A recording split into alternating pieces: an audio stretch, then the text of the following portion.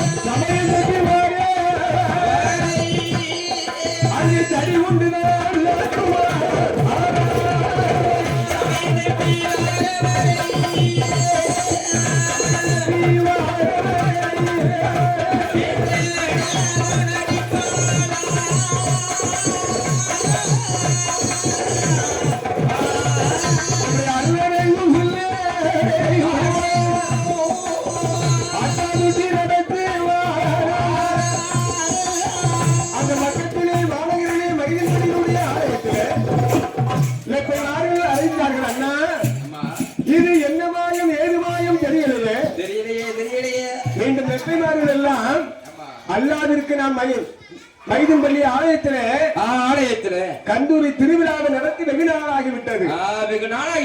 இந்த லெப்பைமார்கள் ஒன்றாக சேர்ந்து அந்த அல்லாஹ்வுடைய ஆலயத்திலே அப்படி சித்திரை மாதத்திலே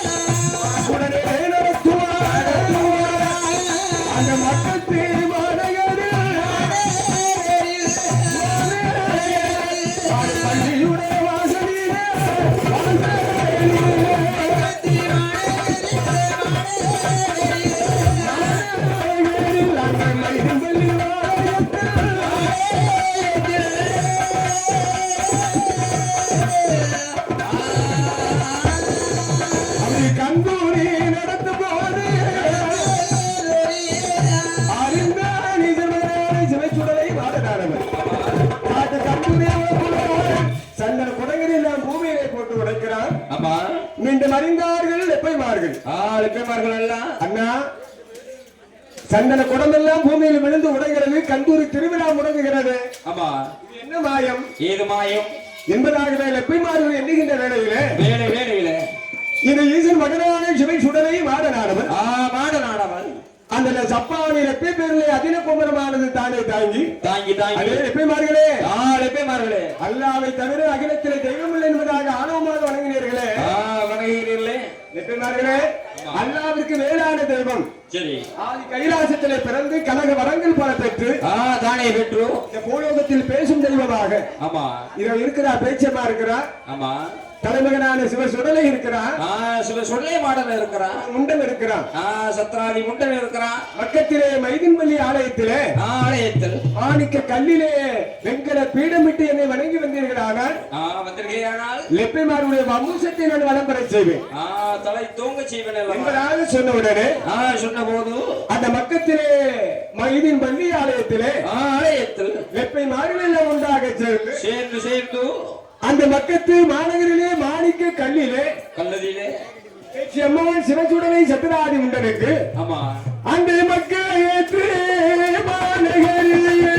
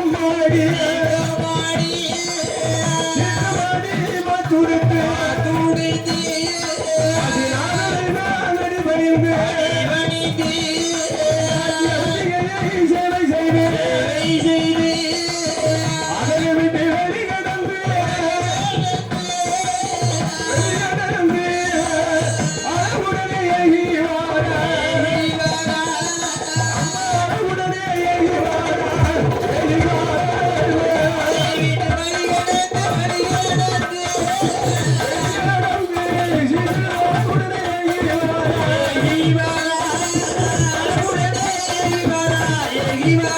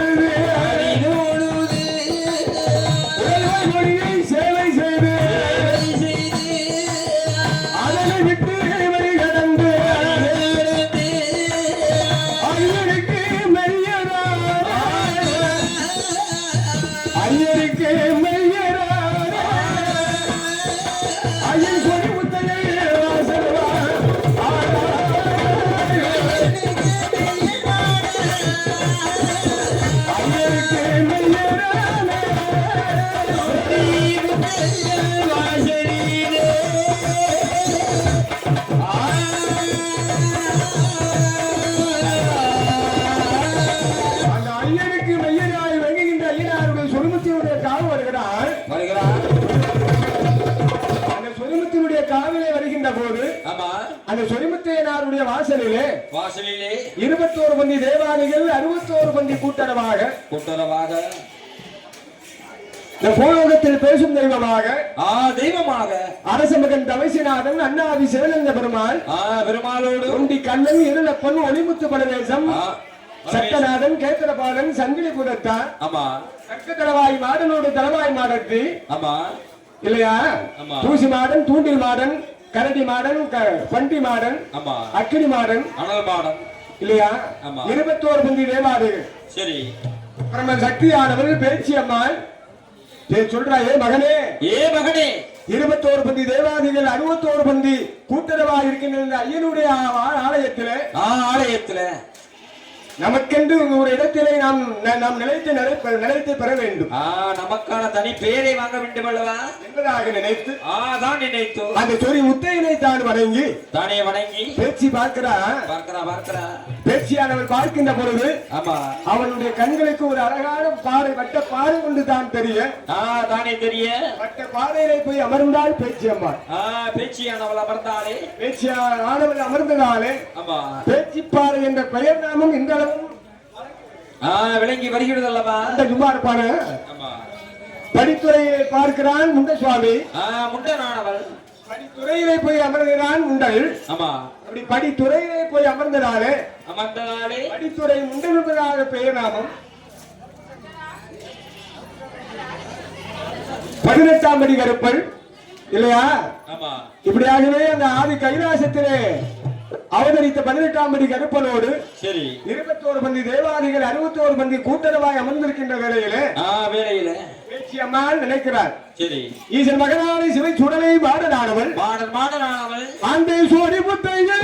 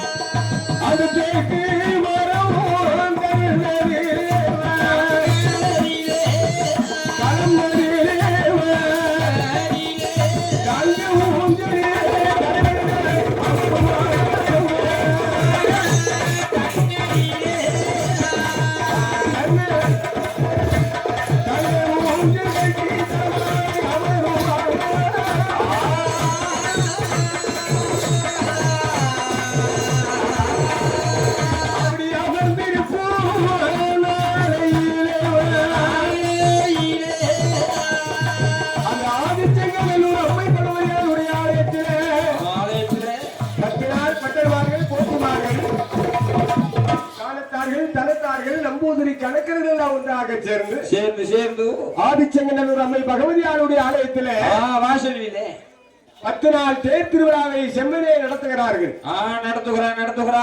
இல்லையா. அப்படி 10 நாள் தேர் திருவிழாவை சிறப்பாக நடத்துகின்ற காலம் வேளையிலே பார்க்கிறான் ஈசன் மகனான சுடலை பார்க்கிறான். தாயாருடைய இடத்தை நாம் நாட வேண்டுமல்லவா இல்லையா. 10 நாள் தேர் திருவிழா இனிமே முடிந்த பின்னாலே ஈசன் மகனான சிவை சுடலை மாடனானவள் பகவதியாருடைய ஆலயத்திலே 10 நாள் தேர் திருவிழா இனிதே முடிந்த பின்னால் வேதாந்த வேதியர்கள் பட்டன்மார்கள் போட்டிமார்கள் அவர்கள் அவருடைய அரண்மனைக்கு ஓய்வெடுக்க சென்றார்கள். ஏமசாம நேரம் ஆரம்பமாச்சு. இலகுலுங்கா நேரம் ஆகிறது.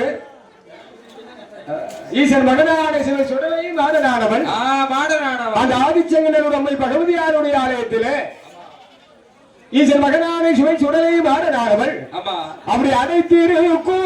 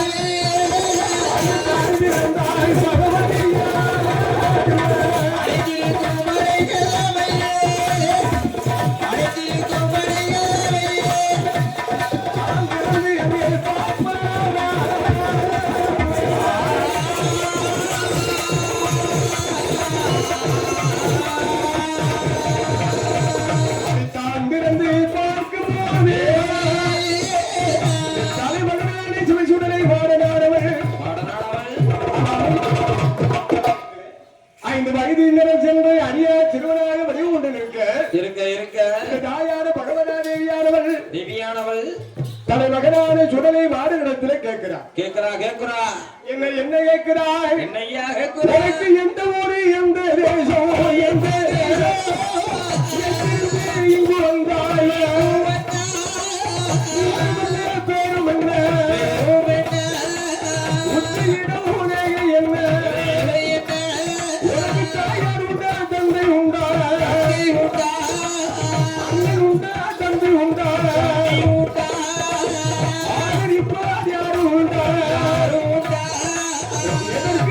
இங்கு வந்தாய் ஒரு காரணத்தை வாழ்த்திடத்தை சொல்லடவா பகவதியார் கேட்டவாறு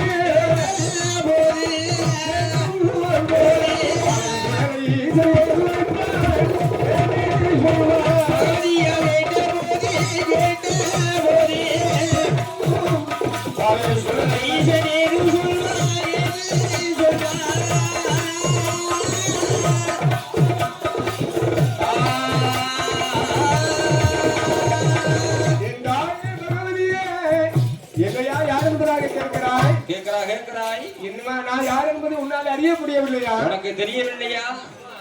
அம்மா பகவதி பிறந்தது கைலாசம், வளர்ந்தது தில்லைவனம். தில்லைவனம் அல்லவா? பெற்றால் பார்வதி, பெயர் கொடுத்தார் பரமசிவன். பரம ஈசன் இல்லையா?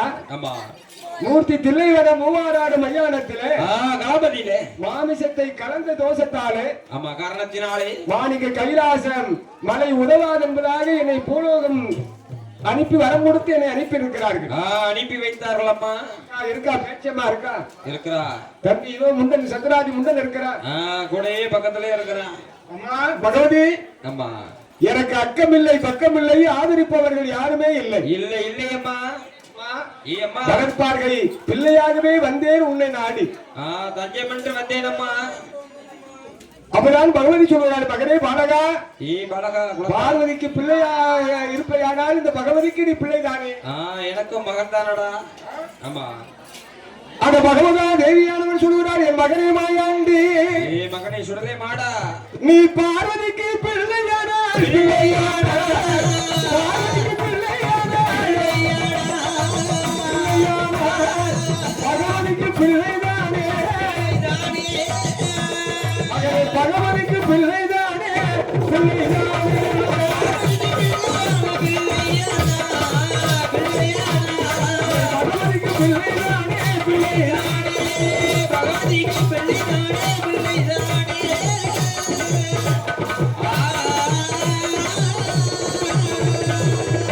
ஈசனுக்கு மகனேயான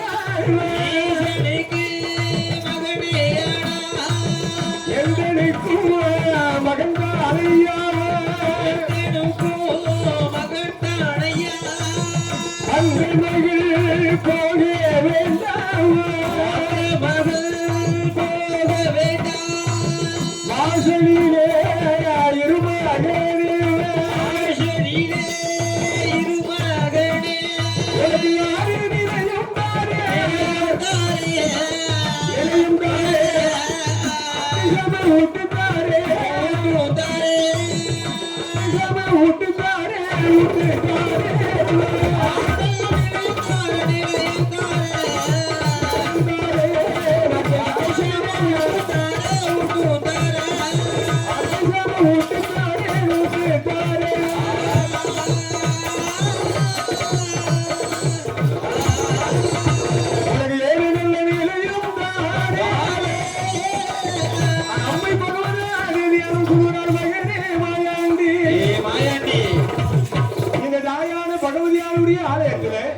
முன்னோர்கள் காத்திருந்த ஏழுகிடாரமான திரவியங்கள் ஏராளமான பொன்பொருள் என்னிடத்திலே அடைக்கலமாக இருக்கிறது. திரவியத்திற்கு காவல் புரிவதற்கு ஒரு ஆண்மகன் இதுவரையிலும் கிடைக்கவில்லை. இல்லையே. அதனால் மகனே, மகனே, அந்த ஏழுகிடார திரவியத்தை நீ காவல் புரிந்தையானால் உனக்கு 6 நிலையம் தருகிறேன், அர்த்தசாம ஊட்டு தருகிறேன். ஊட்டுத்தாரேன் என்று 7 நிலையம் தருகிறேன், ஏவசாம ஊட்டு தருகிறேன் என்று பச்சரிசி சாதமனை படும் படுப்பாய் தருகிறேன் என்பதாக சொன்ன உடனே சொன்ன போது அந்த பகவதாதியுடைய ஆலயத்திலே என் தலைமகனான சிவன் சுடலை மாடனுக்கு 6 நிலையம் கொடுக்கிறாள், அர்த்தசாம ஊட்டு கொடுக்கிறா. அப்ப பகவதா தேவியானவள் என் மகனே மாயாண்டி பகவதியானுடைய ஆலயத்தில் என் மகனே மாயாண்டி சுடலை ஐயா சுடலை மாட ஒரு கடற்கரை